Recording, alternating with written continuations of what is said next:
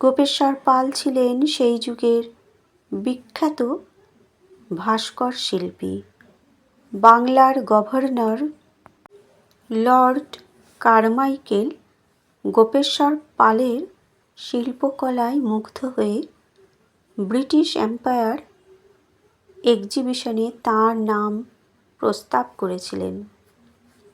সন্ন্যাসীদের কথোপকথনের পর গোপেশ্বর শ্রীরামকৃষ্ণের সমাধিস্থ হয়ে যাওয়া যে ছবির অনুসরণে তৈরি হবে মূর্তি, তার একটি এনলার্জমেন্ট পাঠানোর অনুরোধ করেন।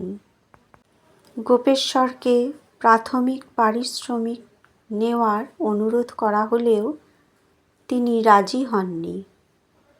শ্রীরামকৃষ্ণের ছবি দেখে মডেল তৈরি হবে, সেই মডেল যদি পছন্দ হয় তখনই মূর্তি গড়ার পাকা কথা হবে বলে জানান তিনি।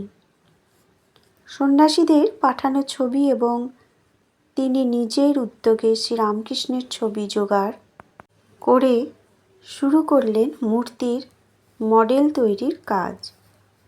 নির্দিষ্ট দিনে মডেল দেখতে এসে ভারী পছন্দ হলো সন্ন্যাসীদের। এবার শুরু হলো আসল মূর্তির কাজ। ইটালিয়ান শ্বেতপাথর খোদাই শুরু করলেন গোপেশ্বর। যে মূর্তি দেখে শুধুমাত্র শ্রী রামকৃষ্ণ ভক্তরা বিহলিত হবেন এমন নয়, ভাবিকালের নাস্তিক মানুষও অনুভূতিবান আচার্যের ভূমিকায় যাতে উপনীত হতে পারেন সেই মূর্তি গড়ার কাজ শুরু করেছেন গোপেশ্বর।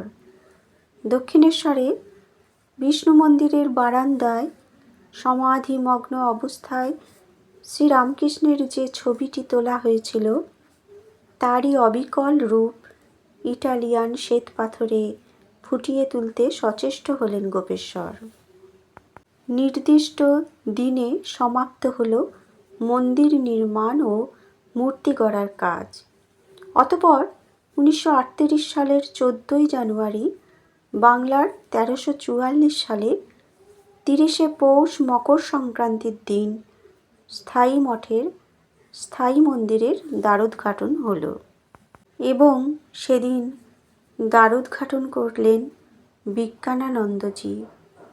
এই শুভ অনুষ্ঠানে মন্দির নির্মাণের সময় যারা অর্থ সাহায্য করেছিলেন সেই মিস হেলেন এফ রুবেল এবং মিস অ্যানা উডস্টার সুদূর আমেরিকা থেকে এসেছিলেন।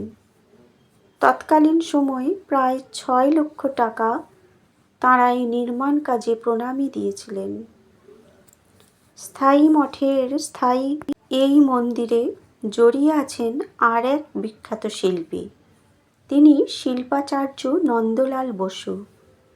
শ্রীরামকৃষ্ণের সমাধিস্থ মূর্তিটি ভারতের প্রাচীন ভাস্কর্য ধারা অনুসরণ করে প্রস্ফুটিত পদ্মের উপর রাখা হয়েছে।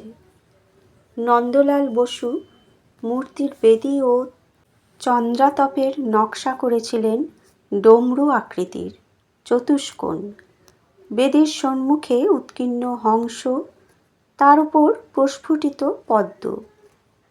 30শে পৌষ আত্মারামের কৌটা স্থাপন করা হলো।